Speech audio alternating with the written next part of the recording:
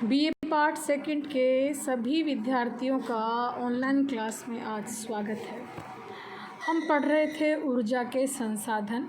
अभी तक अपन लोगों ने पढ़ा कि ऊर्जा के परंपरागत स्रोत कौन कौन से थे, जिसमें पेट्रोलियम थी, कोयला, प्राकृतिक गैस, और कल से अपन ने शुरू किया था गैर परंपरागत ऊर्जा के संसाधन। गैर परंपरागत ऊर्जा के संसाधन से तात्पर्य है ऊर्जा के वह संसाधन जो कि हम एक बार प्रयोग में लेने के बाद उनको बार बार प्रयोग में ले सकते हैं। ऐसे ऊर्जा के संसाधन जो है उनकी आज बहुत अधिक आवश्यकता है। जैसे लकड़ी, कोयला, पेट्रोल, ये सब ऐसे संसाधन थे जो कि एक बार उपयोग में होने के बाद में ये समाप्त हो जाते हैं, जिन्हें हम परंपरागत ऊर्जा के संसाधन कहते हैं। जबकि सूर्य का ताप, पवन चक्की, जल विद्युत, बायोगैस, कचरा, भूतापीय, समुद्र ताप, बायोडीजल, ये सभी जो हैं गैर परंपरागत ऊर्जा के संसाधन थे। कल हमने पढ़ा था जल विद्युत के बारे में। हमने देखा था कि जल विद्युत की अफ्रीका एक ऐसा महाद्वीप है जहाँ की जल विद्युत उत्पादन की प्रबल संभावनाएं हैं, यानी कि पूरे विश्व की 41.1% जल विद्युत अफ्रीका से प्राप्त की जा सकती है। आज हम पढ़ेंगे ऊर्जा के अन्य संसाधन। ऊर्जा के अन्य संसाधन जो हैं, सबसे पहले अपन ले लेते हैं सौर ऊर्जा।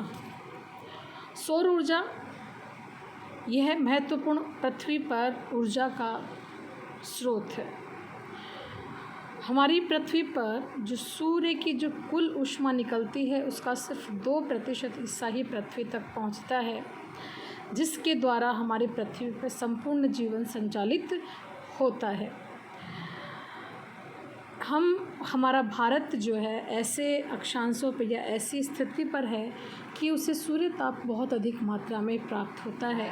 सिर्फ जो थार का मरुस्थल है उसमें 1100 वर्ग मीटर ज़मीन से इतनी ऊर्जा प्राप्त की जा सकती है कि संपूर्ण भारत की बिजली की समस्या समाप्त हो जाए। सौर ऊर्जा का सबसे जो फ़ायदा ये है कि ये प्रदूषण रहित ऊर्जा प्राप्त होती है सौर ऊर्जा के द्वारा, किंतु इसका इंस्टॉलेशन जो होता है, इनको लगाना जो होता है वह काफ़ी महंगा होता है, मेंटेनेंस इसका ज़्यादा होता है। तो सौर ऊर्जा को प्राप्त अपन जब करते हैं तो 2 विधियों से प्राप्त कर सकते हैं। पहला तो है सोलर वोल्टाइक और दूसरा है सौर ऊर्जा का ताप ऊर्जा में परिवर्तन करके। तो सौर वोल्टाइक जो होते हैं, इसमें क्या होता है कि बड़े बड़े सेल होते हैं और इन सेलों के द्वारा जो सूर्य ताप को विद्युत ऊर्जा में परिवर्तित किया जाता है। जैसे अपन छतों के ऊपर देखते हैं, छतों के ऊपर वो प्लेट्स लगी होती है जिसे फोटोवोल्टाइक प्लेट्स कहते हैं। ये जो प्लेट्स होती है सूर्य ऊर्जा को लेकर के उसको विद्युत ऊर्जा में परिवर्तित कर देती हैं। ये सेल जो होती हैं ये सिलिकॉन के टुकड़ों से मिलकर के बनी होती है। यहाँ आप देखिए अमेरिका की topaz solar form digital company है, जो कि विश्व की सबसे बड़ी पावर स्टेशन है। भारत में भी बहुत से फोटोवोल्टाइक स्टेशंस हैं, जिनमें Charanka solar park, Neemuch solar park, है ना, बहुत से हैं। इसके अलावा भारत के जो मैंने कहा ना, डेजर्ट का ऐसा इलाका है जहाँ से बहुत अधिक विद्युत ऊर्जा प्राप्त कर सकती हैं। मतलब 2022 तक हमने Jawaharlal Nehru national solar mission के द्वारा 2022 तक 20,000 मेगावाट विद्युत उत्पादन करने का हमने लक्ष्य रखा है। तो सोलर वोल्टाइक जो ऊर्जा है उसको हम क्या करते हैं, जो ऊर्जा हमें प्राप्त होती है उसको विद्युत ऊर्जा में परिवर्तित करके हम उसको घरों में सप्लाई कर देते हैं, घरेलू काम के लिए प्रयोग में होती है, जिसको हम अपने बिजली के उपकरण हम चला सकते हैं, है ना। सोलर पंपों का प्रयोग जो है कृषि कार्यों के लिए, खेतों में आजकल देखते होंगे आप, खेतों में बहुत बड़े बड़े सोलर प्लेट्स लगे होते हैं। ऐसा कहते हैं 100 मीटर की छत पर भी हम 100 मेगावाट विद्युत उत्पादित कर सकते हैं, 100 किलोवाट विद्युत उत्पादित कर सकते हैं। बड़े बड़े जो सरकारी भवन होते हैं उनके ऊपर हम सोलर प्लेट्स लगी होती हैं। दूसरा जो तरीका है सोलर ऊर्जा प्राप्त करने का वह सोलर तापीय प्रक्रिया। सोलर तापीय प्रक्रिया से तात्पर्य है कि जो सूर्य से मिलने वाली जो ऊष्मा है उस ऊष्मा को लिए हम उनके द्वारा डायरेक्ट ही विभिन्न यंत्र हम चला सकते हैं, जैसे कि सौर चूल्हा, सोलर कुकर, सोलर हीटर, है ना, जो पानी का गर्म करने वाला होता है वो है। तो ये ऐसे होते हैं जिनसे हम डायरेक्ट ही सोलर ऊर्जा प्राप्त कर सकते हैं। प्रदूषण, यह क्या है, प्रदूषण रहित विद्युत उत्पादित करने का सौदा है।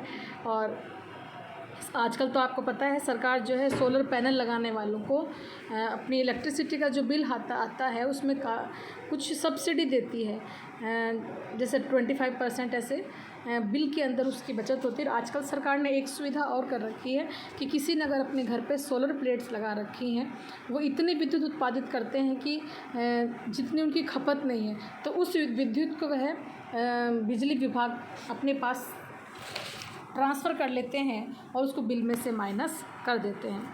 तो बहुत सी सुविधाएं सरकार के द्वारा दी जाती है जिसके कारण कि गैर परंपरागत ऊर्जा के साधनों पे कम प्रभाव पड़े। फिर है पवन ऊर्जा।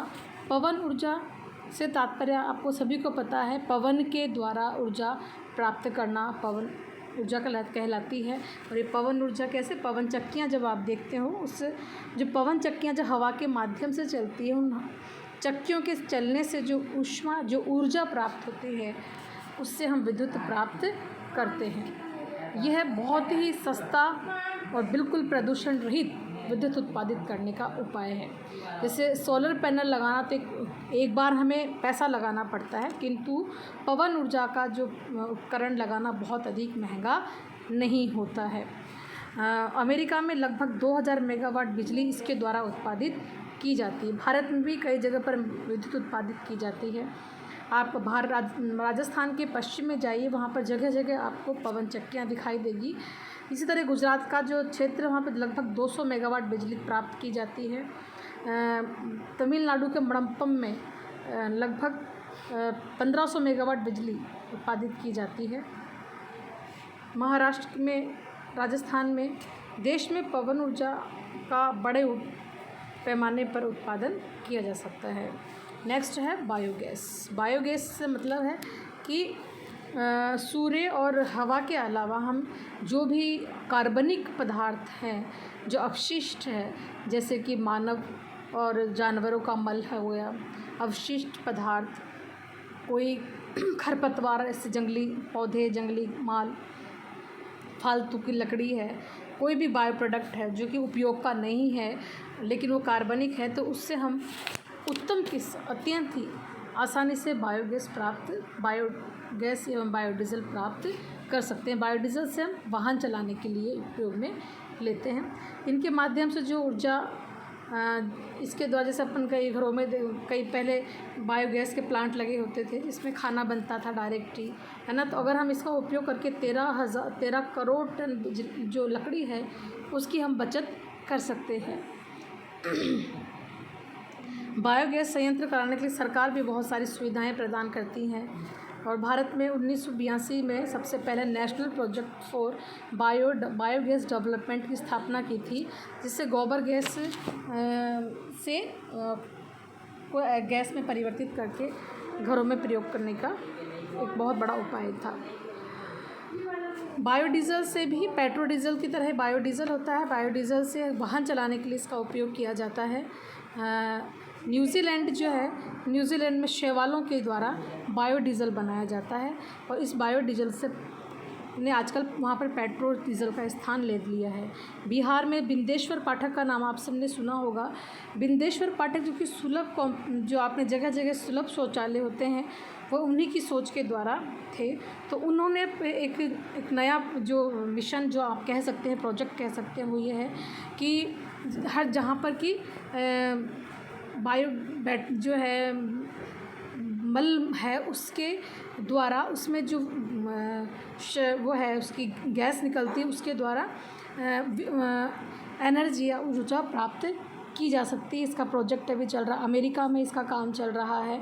ब्राज़ील जो है बहुत बड़े स्तर पर, लगभग ब्राज़ील जो है 20% पेट्रोल डीजल गन्ने के द्वारा प्राप्त करता है और उससे वहाँ के जो वाहन चलाए जाते हैं पेट्रोल डीजल के।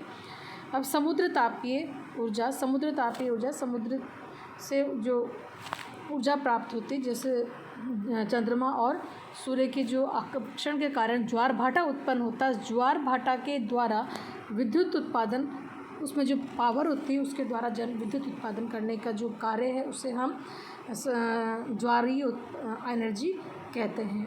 फिर है भूतापीय ऊर्जा। भूतापीय ऊर्जा से तात्पर्य पृथ्वी की, चूँकि हमें पता है कि पृथ्वी प्रारंभ में गर्म अवस्था में थी, लेकिन धीरे धीरे पृथ्वी ठंडी हुई और अब वह अंदर से, लेकिन अभी भी पृथ्वी जो है गर्म स्थिति में है। एक तो पृथ्वी के अंदर रेडिएशंस निकलते हैं, पृथ्वी के अंदर जो रेडिएशन के कारण पृथ्वी अंदर से बहुत गर्म है। तो इस जो पृथ्वी की आंतरिक गर्मी है, भू सतह की जो गर्मी है, उसको द्वारा हम क्या कर सकते हैं, विद्युत उत्पादित करने के लिए कार्य कर सकते हैं। जैसे संयुक्त राज्य अमेरिका, इंडोनेशिया है, पूर्वी अफ्रीका देश है, वह यहाँ पर काम चल रहा है। भारत में भी भूतापीय जो है वहाँ पे काम चल रहा है। संयुक्त राज्य है, ये देश है। इसके अलावा भूतापीय ऊर्जा का उत्पादन इन देशों में किया जा रहा है, पृथ्वी की जो ऊर्जा है उसको उपयोग में ले करके। इस प्रकार से क्या है, पृथ्वी के पास जो परंपरागत ऊर्जा के संसाधन हैं वे बहुत ही सीमित है और जनसंख्या बहुत तेज़ी से बढ़ रही है। तो हम इनका उपयोग करके बहुत अधिक अपनी आवश्यकताओं जो हैं उनको हम इसके द्वारा पूरी कर सकते हैं। भारत में गैर परंपरागत